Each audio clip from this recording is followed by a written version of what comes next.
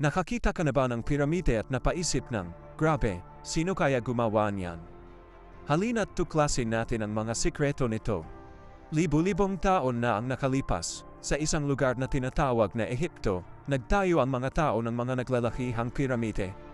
Pero wala silang mga crane o bulldozer noon. Kaya sino ang gumawa ng lahat ng trabaho? Ang mga sinaunang Ehipsyo, gumamit sila ng mga simpleng kagamitan at matinding pagtutulungan.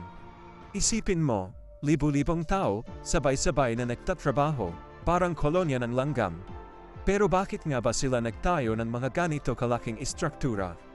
Ang totoo, ang mga piramide ay mga naglalakihang lipingan para sa kanilang mga paraon, na parang mga hari at reyna. Naniwala sila na ang mga engrandeng lipingan na ito ay makakatulong sa kanilang mga pinuno sa kabilang buhay. At hulaan mo, may mga piramide pa nga na may mga lihim na daanan at nakatagong kayamanan.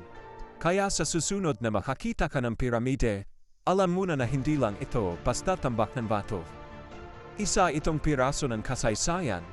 Itinayo ng mga taong may malalaking pangarap at mas malaking pagtutulungan. Tuloy-tuloy lang sa paggalugad, mga batang adventurer.